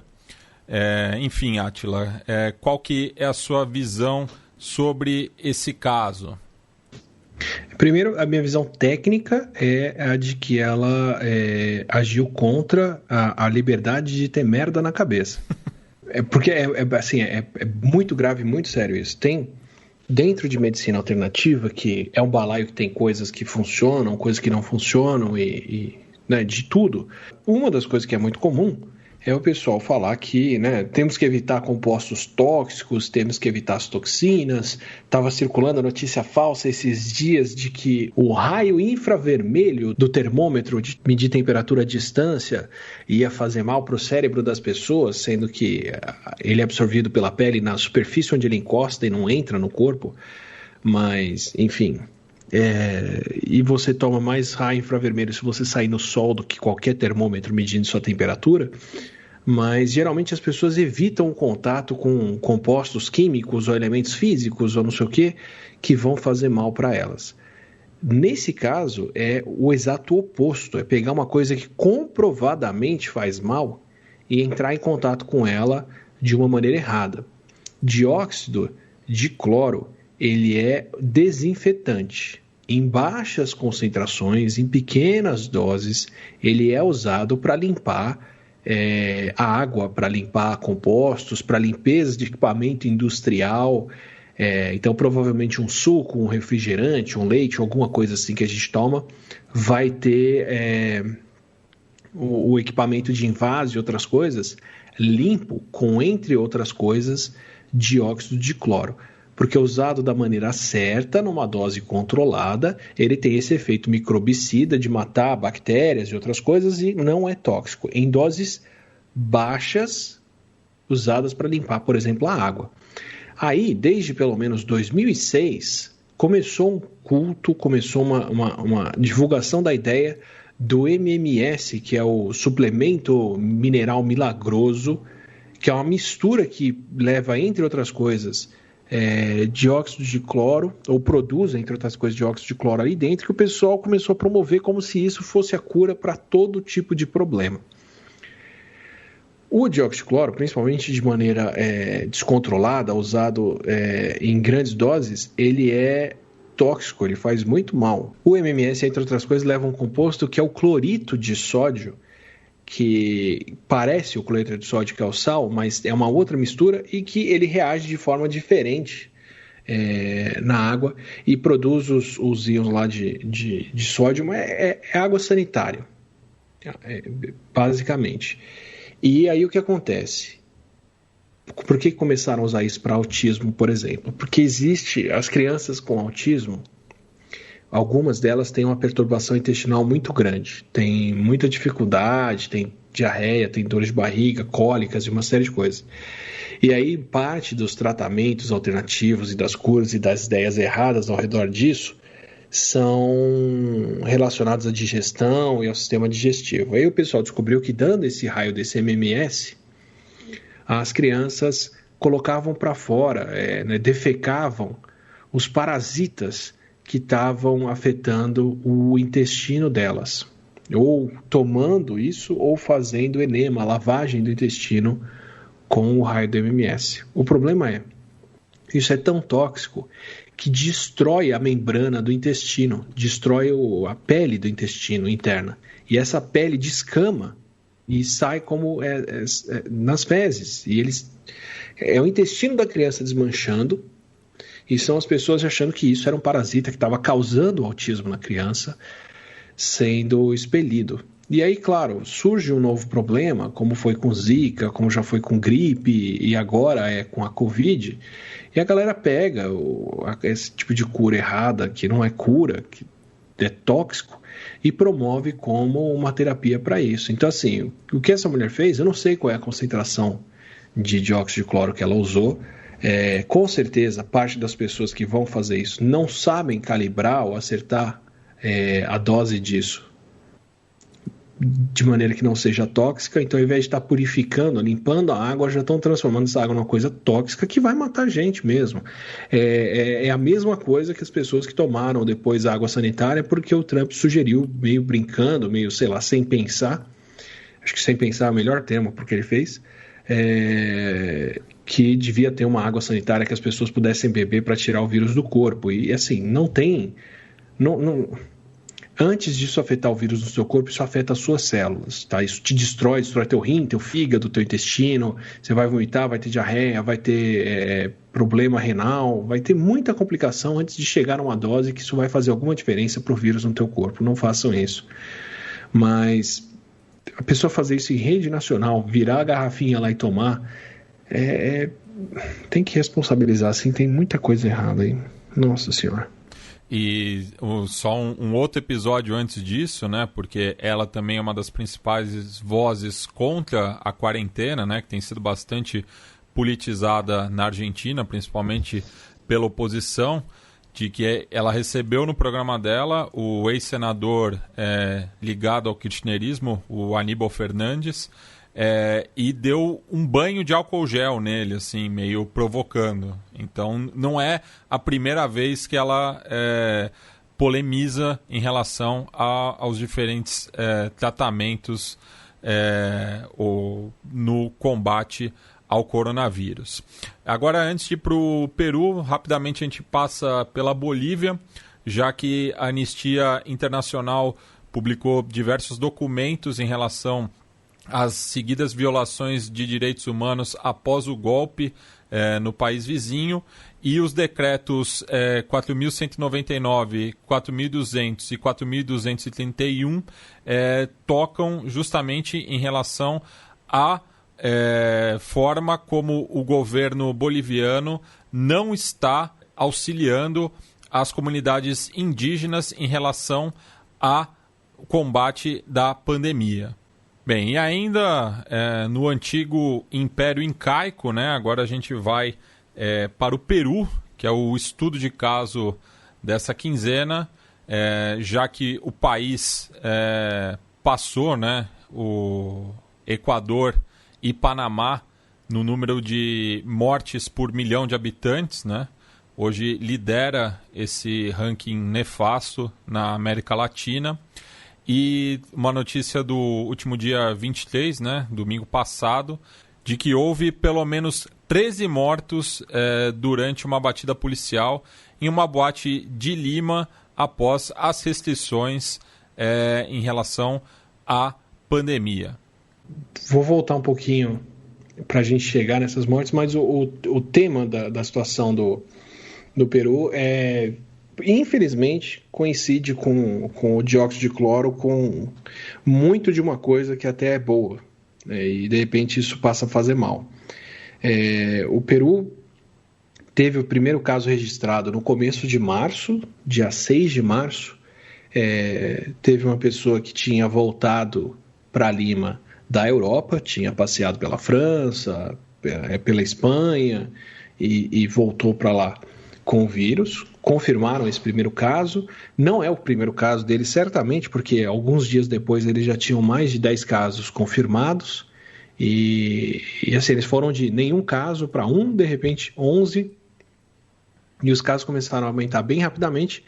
Mas o Peru tomou uma medida muito extrema, muito cedo, de dia 15 de março, declarar o presidente Martín Vizcarra, né, que fala? Isso.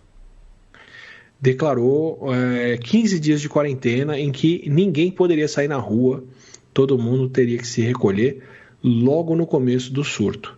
Sou uma pessoa que defende quarentenas bem aplicadas, bem usadas, defende distanciamento, estou falando disso o tempo todo, provavelmente de uma maneira que até não é saudável, mas o Peru é a prova de que, assim, toda quarentena do mundo não vai ajudar se a sociedade não tem condições de manter isso funcionando, e que depois desse ponto em que a coisa não funciona, levar isso a fundo, a sério e exagerar, pode mais prejudicar do que ajudar. Então, o Peru adotou a quarentena no dia 15 de março, ficaram fechados por muito mais tempo depois. Eu não sei dizer exatamente quando foi a abertura, porque foi uma abertura meio gradual, e pelo que eu entendi ainda tem coisas que não abriram e não estão funcionando bem.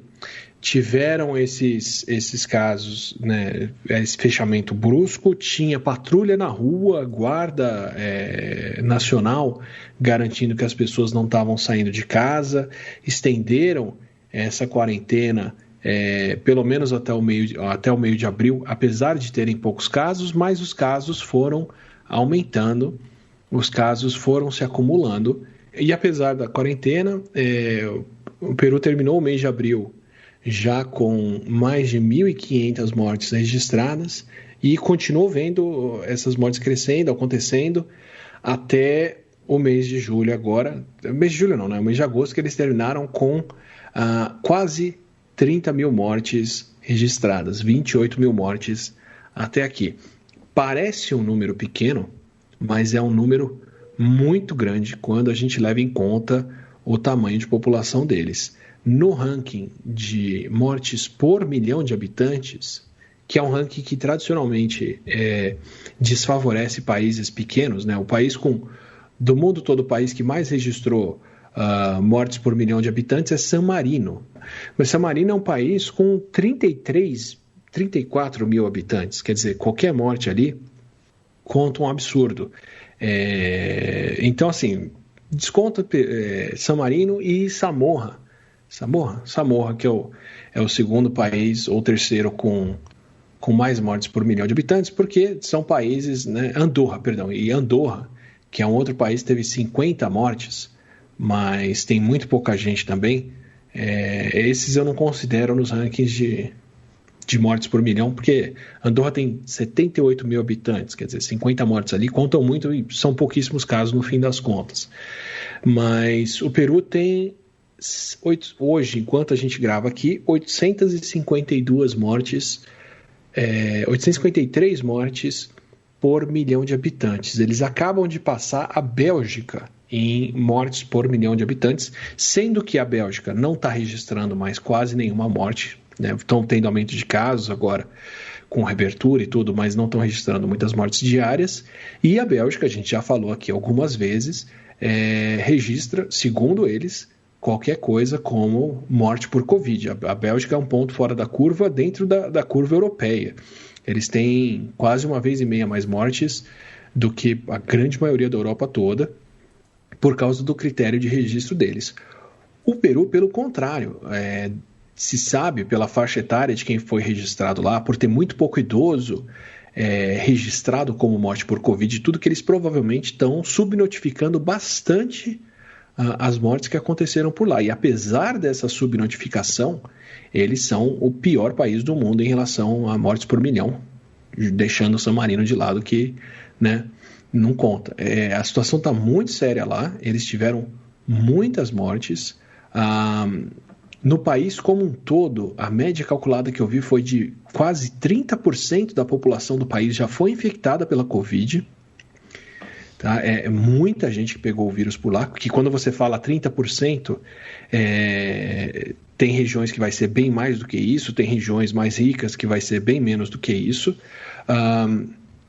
Tem uma vila lá, chama Iquitos, em que eu vi reportagens, eu não vi o estudo, e essa é uma outra dificuldade, né, porque não é um país que tem tanto estudo, tanto centro de pesquisa e uma colaboração internacional tão grande que isso se publica de maneira verificável, e o que eu estou falando para vocês aqui é baseado no depoimento de um epidemiologista de lá, mas não sei criticar o número que levanta, mas ele diz que na região de Iquitos, que é próxima da fronteira com o Brasil. É uma cidade de 377 mil pessoas, né? Perto da fronteira com o Brasil. Segundo esse epidemiologista, Iquitos tem 93% de prevalência de anticorpos contra o coronavírus. Então mais de 90% da população lá teria pego o vírus. Deve estar errado, tá? Tem que estar errado, é um número absurdamente alto, assim, fora de escala de qualquer coisa que eu já vi, mas assim, sem publicação, sem o resultado, né, sem uma informação sobre como esse número foi criado, eu não sei criticar ele, mas mesmo se ele tiver muito errado para cima, assim, qualquer número dessa escala está alto demais já, mais de 40% já é um absurdo. E já tem comunicados dele de antes, ainda do começo de julho, de que mais de 70% das pessoas teriam pego o vírus. Assim, eu não quero acreditar que é essa situação, mas os números do país como um todo são compatíveis com esse tipo de prevalência de número. Assim, é absurdo, é muito absurdo. Tá? Não sei de onde esse número de 93% vem, mas eu ainda estou inconformado com ele. E aí o que acontece? Por que um país que adotou quarentena tão cedo, mandou as pessoas para casa tão cedo, teve algumas das medidas mais extremas? A gente falou de algumas notícias aqui, né, que em algumas cidades em Lima só ia poder sair mulheres num dia, homens no outro. Teve essa atitude de fecharem uma festa agora com tanta violência e brutalidade que 13 pessoas morreram pisoteadas, né? Das pessoas que estavam fazendo uma festa ilegal, estavam fazendo aglomeração proibida. Aqui no Brasil a gente viu em alguns lugares isso acontecer, mas, né, a polícia chegou... a polícia usou, segundo as testemunhas, usou gás lacrimogêneo e tudo para tirar as pessoas de dentro de um lugar, de uma balada muito fechada, e aí na correria, tanta gente tentando sair de dentro do lugar, era um aniversário com mais de 100 pessoas, 13 acabaram pisoteadas no amontoado. Quer dizer, eles estão, teoricamente, tendo a mão de ferro para combater a aglomeração e para fazer as pessoas ficarem em casa. Por que, apesar disso, eles têm uma situação tão complicada e tão ruim em número de casos? E aí vem fatores sociais que, né, por mais que a gente tente adotar medidas europeias de combate ao vírus, a realidade aqui não é uma realidade europeia. Então tem algumas coisas que acontecem no Peru que eu achei que são bem informativas até para o Brasil e para outros países aqui.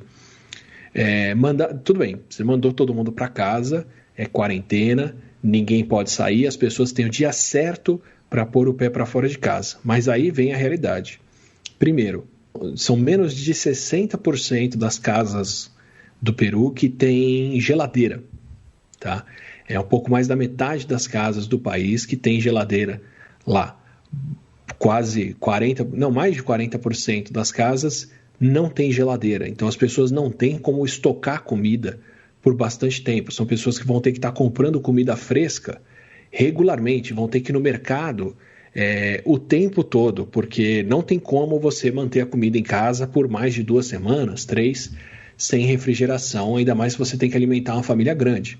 Então as pessoas continuaram tendo que frequentar feiras, mercados, lojas, e nesses lugares eles viram prevalência do vírus já de até 80% das pessoas, dependendo do lugar, mas 40%, 50% das pessoas infectadas tranquilamente. Uma pesquisa feita em maio no mercado numa feira de fruta em Lima, detectou 86% dos vendedores com anticorpos contra o vírus. Outro número absurdo, assim, é muito alto. Quase todo mundo, né? Tipo, isso está perto da margem de erro dos testes. Pode ser que quem testou negativo porque o teste não funcionou. Aí, a maioria das pessoas não tem emprego formal. 30% dos peruanos que têm emprego formal. A grande maioria das pessoas tem trabalho temporário, que paga pouco, que é imprevisível e depende da presença física da pessoa. Então, não tem como o pessoal continuar mantendo a renda de dentro de casa. E também não teve, se eu não me engano, não teve um programa de renda para quem estava em casa. Para quem teve renda, para quem recebeu apoio, né, de financeiro, só 40% dos peruanos têm conta no banco. Então, só esse pessoal tinha como receber um pagamento em conta. A grande maioria das pessoas, se fosse receber alguma coisa, também tinha que sair na rua, também tinha que continuar aglomerada, encontrando outras pessoas para poder receber um apoio financeiro, por desemprego ou por qualquer outra coisa. E aí, quando eles, para diminuir a aglomeração dentro do banco, reduziram as horas de operação e o número de pessoas que o banco podia atender. Mas como todo mundo precisa ir presencialmente ao banco, o que aconteceu é que a aglomeração rolava fora do banco, na fila, porque essas pessoas precisam do atendimento de qualquer forma. E aí a maioria das casas tem 5, 6 pessoas vivendo dentro de um mesmo ambiente. Então, se alguém aí dentro teve que sair para fazer compra e pegou o vírus, vão ser várias pessoas dentro de casa que vão ser infectadas. Então, o Peru acho que é o maior exemplo que eu tenho até aqui de um lugar onde a intenção pode até ter sido boa, pelo visto foi aplicada com mais força, né, e com mais autoritarismo do que o recomendável, e que apesar disso tudo, se as pessoas não têm geladeira, não têm emprego, não têm renda, não têm condições de manter comida em casa e vivem em casas lotadas, mas precisam sair para poder ganhar um dinheiro, os casos vão continuar acontecendo e vão crescer de qualquer forma. Mas não é uma realidade que é única do Peru, né, essa situação. O que me faz pensar em outros países, e quantos outros países da América Latina não passaram por uma situação parecida com a do Peru, mas não fizeram testes nas pessoas para registrar esse volume de mortes, porque esse volume de 20% a 30% das pessoas com anticorpos para o vírus em nível nacional, que é o caso do Peru, que está nessa situação absurda, também foi medido no México, também foi medido no Equador, pelo menos. Então, eu não sei por que Equador e México têm uma prevalência de anticorpos tão grande quanto o Peru, mas não tem uma proporção de mortos tão grande quanto lá. Pode ser uma composição diferente da população, pode ser uma genética diferente. O Equador teve alguns episódios aí de corpos na rua e outras coisas no pior da pandemia por lá, mas, por exemplo, o México, eu não sei por que não passa por uma situação parecida no Peru. Só reforça algumas notícias que eu acho que a gente até comentou aqui de subnotificação e distorção de dados e de registros de mortes para parecer que a situação não é tão pior, porque se eles têm índices próximos de pessoas que pegaram o vírus no país, mas não têm um número próximo de mortes por milhão de habitantes, alguma coisa de muito estranho tem. Bem, devido ao adiantar da hora, a gente só vai mandar uma saudação para os nossos ouvintes que escreveram tanto no site da Central 3 quanto do Xadrez Verbal. Então, um abraço para o Marcílio Melo Júnior, para o Marcos Carvalho, para o Christian Gartner dos Santos Camilo e também para o Bruno Morandi. Então, um abraço para o Cícero, para o Vitor Hugo, para o Marco, para o Bruno, para a Natália Marinho, para o Lucas de Araújo Lima, para o Cássio Pereira, para a Cristina Cardoso, para a Carol Almeida, para o Bernardo de Berlim, para o Alexander Musi, para o Pablo Rosário. Um abraço aí a todos vocês, todo mundo que escreveu. Pedimos desculpas aí por não conseguir debruçar um pouco mais sobre os comentários. A gente começou a gravar esse programa relativamente tarde, então fica aí um abraço geral. Bem, Felipe, Átila, considerações finais? Façam terapia. Assim, tome água tratada com cloro, porque ela foi tratada para ficar limpa, mas além disso, por favor, mantenha a distância disso, isso não é cura de nada, não. Chega, gente. Bem, e infelizmente no final do programa, né, enquanto a gente estava gravando, a gente ficou chocado pela notícia da morte do Chadwick Boseman, que interpretou filmes como 42, mais recentemente o Destacamento Blood, do Spike Lee, e ficou mundialmente conhecido por interpretar o protagonista em Pantera Negra. Então fica aqui o nosso pesar à família e todos os fãs desse ator. E também ontem faleceu no interior de São Paulo o produtor musical Arnaldo Sacomani, vítima de uma insuficiência renal. E a gente vai terminar esse programa tocando a música Ando Meio Desligado, que abre o álbum A Divina Comédia dos Mutantes de 1970, do qual o Arnaldo foi um dos produtores.